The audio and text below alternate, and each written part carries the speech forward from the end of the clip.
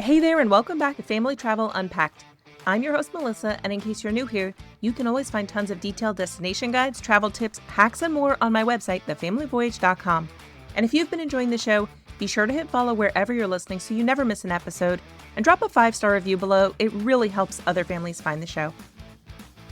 A few months ago, right before our spring break trip to mainland Portugal, I peeled back the curtain and shared exactly how we booked our flights and hotels on points.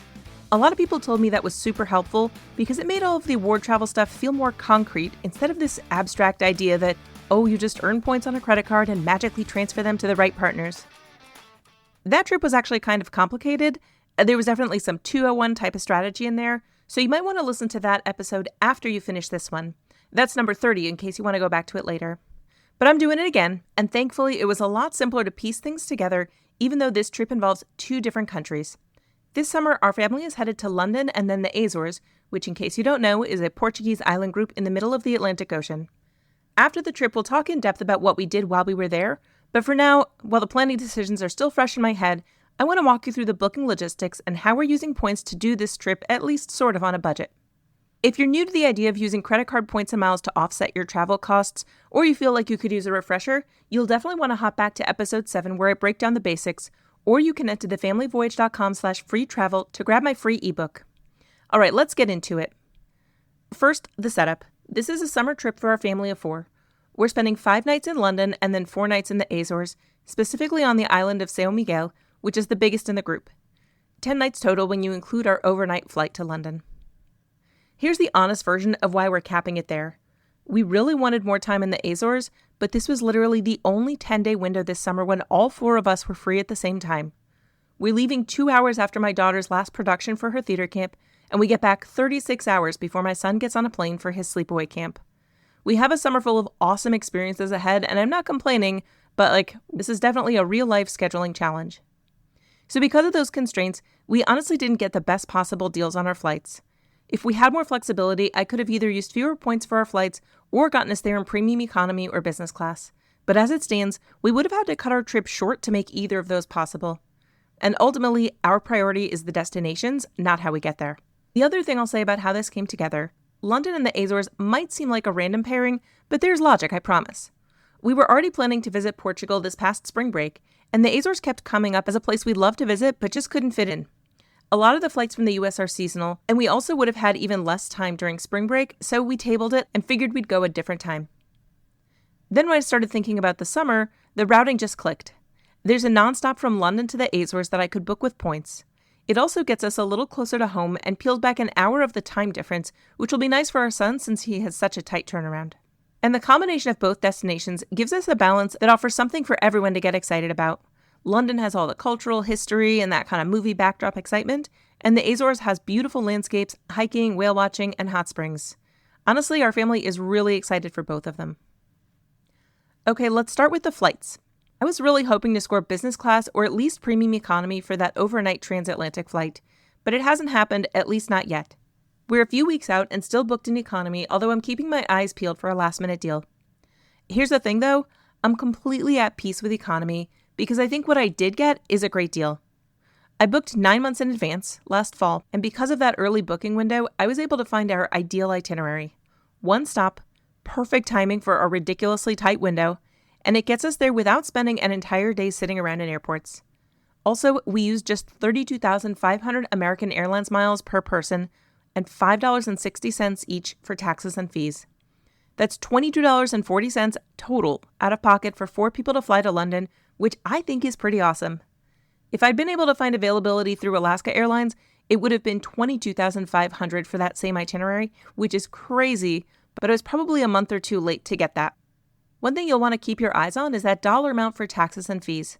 Flying from the US to London on American, United, Delta, or other US carriers, you're generally just going to pay that $5.60 for the mandatory security fee. But if you're trying to fly on Virgin Atlantic or British Airways, the taxes and fees can be more than $150 each in economy or up to $1,000 per person in the front of the plane, and that's on top of the points you'll have to use. There's just no way we'd feel comfortable spending that much. And ordinarily, we'd look at positioning to a bigger airport like JFK or Dulles to grab a great deal, but we just couldn't do it this time with such a tight timeline. Now back to what we did book. Those AA miles came from 2 American Airlines credit cards we had opened, the Platinum Select and the Business Card. When we opened them, each had a welcome offer of around 80,000 points, and each card has a $99 annual fee. Between the 2 cards, we had more than enough miles for this flight. Now, I'll be honest and say that I don't know if I'd chase those exact cards today. Don't get me wrong, AA miles are still really useful. We use them all the time.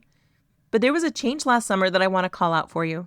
Citibank became, once again, a transfer partner for American Airlines as long as you have one of their paid cards that earns thank you points, like the Citi Strata Premier or the Citi Strata Elite. The Strata Premier didn't make my recent episode on the best $95 credit cards because it's just a little bit more niche than the other options I covered, but it earns at really solid rates for families. 3 points per dollar on groceries, restaurants, gas, airfare, and hotels. The Strata Elite doesn't have the same earning structure, but it has some really nice perks, and a few times since its launch last year, it's had a 100,000 point welcome offer. That's when my husband Ronnie got it. Both of those cards transferred to a bunch of partners, including American, Air France KLM, Virgin Atlantic, JetBlue, plus some hotel programs. So if you see that American has great service from your home airport, the Strata Premier or Strata Elite could be a good pickup for you because it gives you access to American while keeping the flexibility in case there's a different airline that offers something better. But anyway, we already had the miles in our accounts and the deal was really solid, so I took it. If I get an alert the day before that there's a better or cheaper option, I can always cancel for an immediate refund of my points, so I felt really confident locking in a flight that worked for our schedule and our stash of points. Flight 2 is London to the Azores. This is something I'm pretty proud of, and it's because of $1. We booked 4 seats from London to São Miguel on British Airways for 13,000 British Airways Avios and $1 each in taxes and fees. Just $1. Here's why that matters. The UK has a departure tax that can be substantial, no matter what airline you fly. But it depends on how far you're flying and in what class of service. On a long-haul flight back to the US, it can start around $270 per person on top of your points. So if we'd done this trip in reverse, flown to the Azores first and then London before going home, we'd have been looking at about $1,000 just in taxes. By flying out of London to a fairly close destination within Europe, we paid just $1 each. I'm not going to go deep on the departure taxes and carrier-imposed surcharges right now, but if you're ever booking into or out of the UK, it's worth thinking through the direction of your trip before you commit. As for where those Avios came from, we've collected them over the years from flying different oneworld partner airlines and also through the British Airways Airbnb portal. You earn 2 points per dollar on those days on top of whatever you earn by paying with your credit card.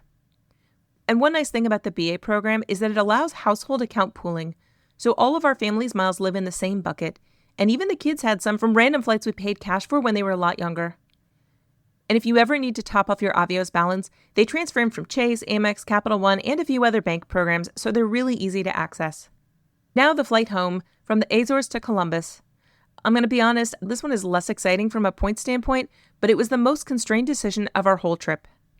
When I booked last fall, there was basically one option that would get us back from São Miguel without spending an extra night somewhere along the way, and it was on United. We're paying 53,000 United miles per person, plus around $60 in taxes and fees. I know that sounds like a lot, but the cash rate on this itinerary was around $1,200 per person. So we're using points instead of paying $4,800 out of pocket, and I'm good with that math. One reason I was able to make it work is that United offers a cardholder discount on award redemptions, and I've been able to reprice this flight a few times since I originally booked it and bring the miles cost down even further. So keep checking your flights because if the price drops, you can often rebook at a lower rate, and it might be worth getting one of the low-end United credit cards like the Explorer just to access those better cardholder rates. The United miles came from credit card welcome offers, same as the AA miles. United has offered cards with 100,000 mile bonuses at various points, including right now on the business card, and we also get a lot of targeted spending bonuses on our United cards. Things like earn an extra 8,000 miles for hitting a spending threshold in a quarter, or a 10,000 point bonus for adding an authorized user. We've added the kids as authorized users, which was a quick win. Similar to British Airways, United offers points pooling, so Ronnie and I are able to combine the points that we each earn from our United credit cards, along with anything that the kids pick up from flights they take. I'll mention 2 alternatives to get back home from the Azores that would have worked if we had a little more flexibility. Azores Airlines runs some inexpensive cash fares from the Azores to the East Coast, Boston, New York, Montreal, and Toronto. And if we weren't up against Jacob's camp departure, I could have booked one of those for around $300 per person and then erased it with our Capital One Venture X points. From there, it's a short flight home, but it would have meant a night in a hotel, and we just don't have room for that in our family schedule. The other option is WestJet, but they announced their service from São Miguel to Toronto after I had already locked in our tickets. Those flights are so cheap for the day before we want to come back. Like right now, you could fly from São Miguel to Toronto for $113 per person. If you don't have a summer trip booked yet, take a look at that. And those flights actually get to Toronto around midday, so there is time to catch one of the nonstops back to Columbus. But the hour-long flight from Toronto to Columbus, that's over $500 each, so it wouldn't have ended up saving us anything, and we would have had to cut a day off of our trip to take advantage of that deal. All right, that's enough on flights. Now let's go on to hotels. Finding a hotel in London that fits 4 people in one room is really, really hard. A lot of hotels cap occupancy at 2 or 3 people per room, and the ones that allow 4 are often either very expensive or not in a great location. In theory, I don't mind having 2 separate rooms, but not at London prices. Thankfully, there's one sort of good option, the Standard London. Hyatt acquired the Standard brand in 2024, so it's now part of the World of Hyatt portfolio, and I was able to book it on points. It's a Category 6 property, and our nightly rates range from 25,000 to 29,000 points per night. I transferred those from Chase. We're staying for 5 nights, so we're talking around 140,000 points for the whole stay. For London, where hotel rates are really steep, I think that's solid value. Now, I'll be upfront, it's going to be tight. 4 of us in one room at the Standard is not going to feel spacious. My friend Lana stayed there last year with her 2 kids, and she said her younger one slept on the banquette and it worked out fine. I'm telling myself the same will be true for us. We've slept on mattresses on the floor in hostels in Thailand, so I'm sure we can make this work. And if it weren't for booking on points, we probably wouldn't have been able to include London in our summer travel plans. I also want to flag something for anyone planning ahead. Hyatt updated their reward chart earlier this month, and under the new rates, the Standard can be anywhere from 20,000 to 40,000 points per night. Obviously, check the calendar for your dates. If you're seeing really high points prices, it's definitely worth comparing to other options, like booking a more basic hotel or vacation rental and erasing the purchase with Capital One points, or using statement credits from a card like the City Strata Elite. I talked about how we use that strategy in episode 30 if you want the details. Another option I looked at was Hilton. Last month, Amex was running a 20% transfer bonus to Hilton, so every Amex point could become 2.4 Hilton points. If that was the case when I was booking earlier in the year, there are a few Hiltons I would have considered because the math works for some very specific reasons. We each have an Amex Platinum card, which gives us Hilton Gold status. So when we book on points, we get the 5th night free at Hilton properties, and we happen to be staying in London for 5 nights. When you do all the math for that transfer bonus and the 5th night free, some of the DoubleTrees around London come out to 45 or 50,000 Amex points for 2 rooms. Not terrible, but by the time that transfer bonus started, there weren't many options that actually had those base rooms for all 5 nights. I know that was a lot of math, but you can always go back to episode 14 to learn more about these next-level hotel booking strategies for families. So I think we'll stick with the Standard unless one of the Hyatts magically has a suite available for our dates in the next few weeks. I did reach out to one of the nicer Hyatts to inquire about upgrading from a standard room booked on points to a room that would accommodate a family of our size, and they quoted me a nightly rate of £400 on top of the 35,000 to 40,000 points per night. To me, that's just too steep. For São Miguel in the Azores, we're staying at the DoubleTree in Lagoa. It's a Hilton property, which means I could use Hilton Honors points, and this is where the big stash of Amex points we've been sitting on finally gets to do some work. Now here's a little background. Our family is pretty flush with Amex membership rewards points. We earn a lot of them from really generous sign-up bonuses and also from transfers from Rakuten, but honestly, we don't spend them nearly as often as we spend our Chase points because Chase transfers to Hyatt, and Hyatt's been our go-to hotel program since they offer really solid value, so we have a big pile of Amex points that needed a job. Hilton's a good use for them because Amex typically transfers to Hilton at a 1-to-2 ratio. 1 Amex point becomes 2 Hilton points unless you're lucky enough to get a transfer bonus like the one that happened last month. The DoubleTree in Lagoa is 35,000 Hilton points per room per night, and we're booking 2 rooms for 4 nights to accommodate our family, so that's 280,000 Hilton points total. I already had about 68,000 Hilton points sitting in my account from stays over the years, so I transferred another 106,000 Amex points, which became 212,000 Hilton points, and that covered the rest. Done. Obviously, it would have been better if I'd transferred during a bonus like the one that was available last month, and if our schedule was more flexible, we could have stayed a 5th night for free. But alas, it just wasn't in the cards. Our complimentary Hilton Gold status comes into play here and gives us free breakfast, which is a nice perk. 4 people, 4 mornings, free breakfast at a hotel, that adds up fast and takes the pressure off finding a restaurant before a hike or a whale watching tour.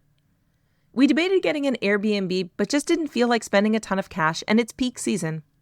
Plus, Ronnie gets access to the gym, the kids will get a pool, and I'm not going to be cooking on vacation anyway, so we don't really need a kitchen. Everyone wins. Again, if you want to hear more about how to use those hotel loyalty programs, and specifically how Hilton Gold status can help you, I covered all of that in episode 14, which is the Hacking Hotels episode. Let me summarize the numbers so you can see the full picture. 4 transatlantic flights in economy, 32,500 AA miles each, and $22.40 out of pocket. 4 flights from London to the Azores, 13,000 British Airways Avios each, $4 total out of pocket. 4 flights home, 53,000 United miles each, and $60 in fees per person. 5 nights at the Standard London, about 140,000 World of Hyatt points transferred from Chase. 4 nights at the DoubleTree Lagoa in 2 rooms with breakfast, 106,000 Amex points transferred, plus around 68,000 Hilton points I already had in my account. Now let's talk about what this would have cost us in cash. Flights were running about $2,000 per person for the 3 legs, so $8,000 for the 4 of us. The Standard in London would have been about $2,000 for 5 nights, maybe more. The DoubleTree in São Miguel for 4 nights, around $1,200. So we're looking at roughly $11,200 in cash for this trip. Instead, we're paying a few $100s in taxes and fees. The rest is points and miles that we earn through credit card welcome offers, everyday spending, and a few years of collecting. In total, a ballpark of 640,000 points from a combination of Chase, Amex, and Citi.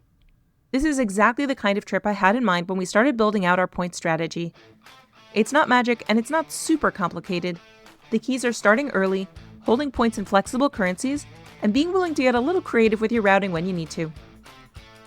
Alright, that's our London and Azores trip from a cost perspective. Once we're back, I'll do at least one full episode on each destination. What we did, what we loved, and maybe what we'd change. I can't wait.